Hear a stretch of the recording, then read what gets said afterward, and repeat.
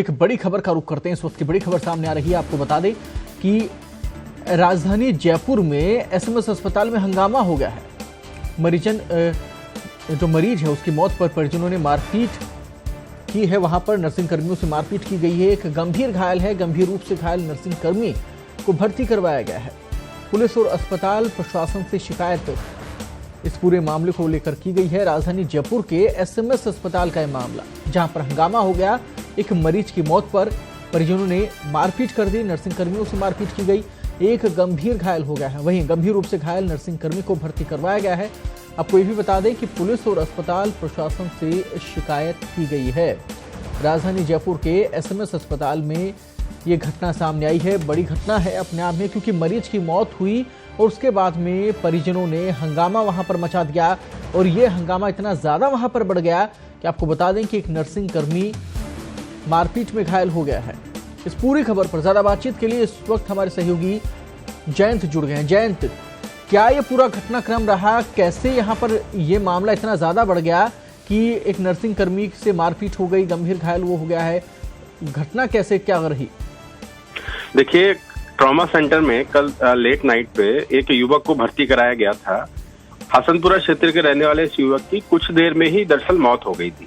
उसके बाद जब परिजनों को पता चला तो 1 से 1.5 घंटे के बाद बहुत सारे परिजन जमा हुए ट्रॉमा सेंटर के बाहर, और उन्होंने ट्रॉमा सेंटर में एंट्री करने के बाद जो भी सामने आया उसको बुरी तरह पीटा, धक्का मुक्की की, तोड़फोड़ की।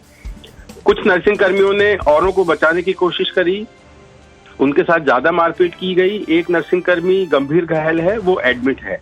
फिलहाल लेट नाइट की ये स्थिति रही, और अब ये स्थिति है कि जो पोर्च है वहां पे एसएमएस हॉस्पिटल के ट्रॉमा सेंटर में जो पोर्च है वहां पर और नर्सिंग कर्मी जो है वो आ गए हैं, और जो इनके अध्यक्ष हैं उनको भी बुलाया जा रहा है। संभव है कि इस लेट नाइट के घटनाक्रम के बाद जो चिकित्सकीय सेवाएं हैं उनमें कुछ हर्डल्स आ सकते हैं, परेशानी आ सकती है। कुछ देर में नर्सिंग कर्मचारी जो है कुछ बड़े आंदोलन या कुछ बड़ी एक्टिविटी की जो है घोषणा कर सकते हैं। लेकिन जयंत, यहाँ पर आपने कहा कि जो परिजनों ने हंगामा मचा दिया था, आरोप क्या है उन परिजनों का जो इतनी मारपीट? परिजनों का यही कहना है जी, परिजनों का यही कहना है कि जो युवक को अस्पताल में भर्ती कराया गया था तो रात के समय ट्रॉमा सेंटर में स्टाफ कम था, और स्टाफ दरअसल ना के बराबर, उनका यही कहना था कि स्टाफ दरअसल ना के बराबर था।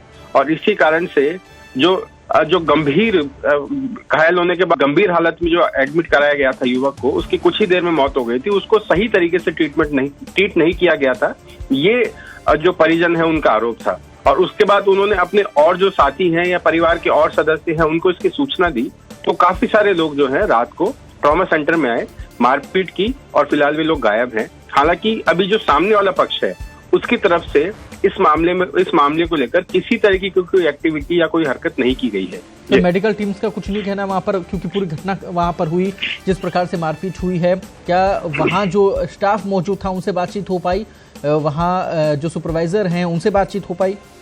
बिल्कुल, देखिए, वहां जो स्टाफ था उनसे सुबह बातचीत हुई, तब उनका यही कहना था कि हर रात ट्रॉमा सेंटर में जितना स्टाफ मौजूद रहता है उतना ही स्टाफ कल रात को भी मौजूद था। लेकिन कुछ लोग आए और आते ही उन्होंने मारपीट चालू की, तोड़फोड़ चालू करी। कोई कुछ समझ नहीं पाया।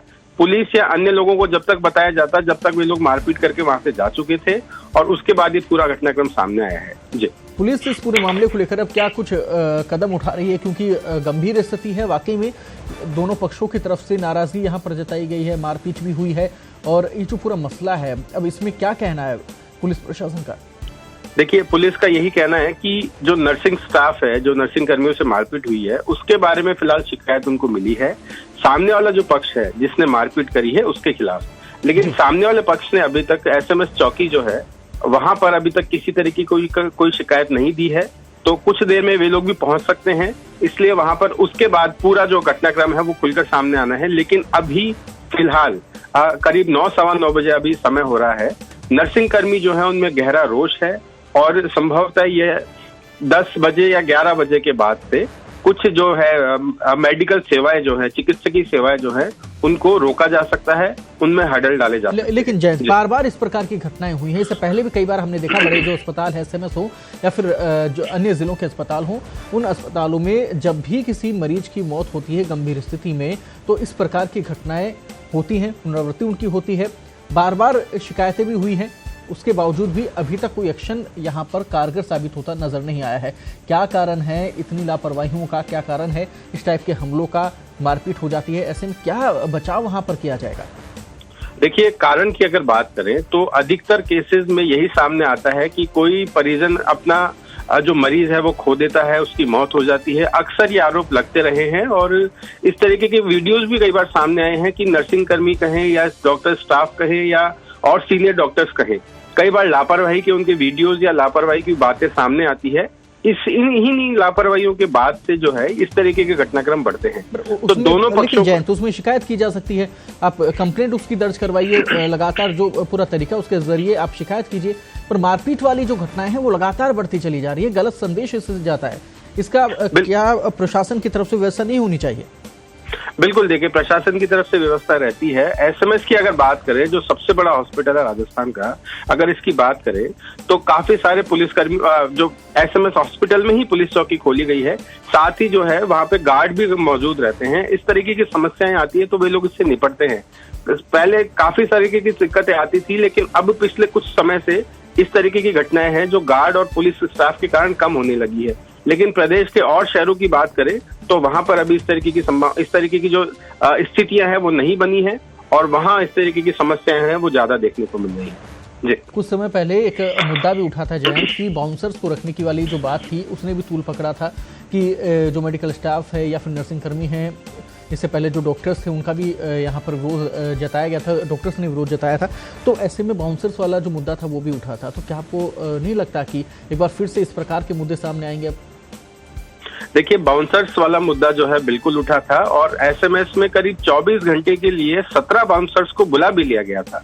लेकिन पूरा जब मामला मीडिया में उठा, लोगों का यही कहना था कि अस्पताल में लोग जो दिखाने आते हैं वे कोई बदमाश हैं या उनसे मारपीट की जानी है, बाउंसर्स क्यों रखे गए हैं। पूरी तरीके से इसको ट्रोल हुआ ये पूरा टॉपिक जो है। उसके बाद बाउंसर्स को 24 घंटे के अंदर ही हटाया गया और गार्ड्स को ही जो पहले जिम्मेदारी दी गई थी उन्हीं को इसकी जिम्मेदारी दी गई। लेकिन सवाल यही है कि डॉक्टरों का आरोप रहता है कि परिजन जो है वो लापरवाही करते हैं या जो बदतमीजी करते हैं, जबकि परिजनों का अधिकतर आरोप ये रहता है कि डॉक्टर्स जो है वो लापरवाही करते हैं, वो बदतमीजी करते हैं। अंतहीन ये एक तरीके से समस्या है। लेकिन मौजूदा स्थिति में यही हल निकाला जा सकता है कि इस तरीके की घटनाक्रम होने के बाद कोई सीनियर डॉक्टर मौजूद रहे, दोनों पक्षों को किसी भी तरह कंट्रोल करने की कोशिश करे, ताकि इतना बड़ा घटनाक्रम है वो सामने नहीं आए और जो अन्य मरीज हैं उनको किसी तरीके की बिल्कुल उनको भी तकलीफ ना हो। बिल्कुल सही कहा आपने जयंत, बहुत बहुत धन्यवाद। इस पूरी खबर पर अपडेट जो है वो दर्शकों तक आप लगातार पहुंचाते रहिएगा।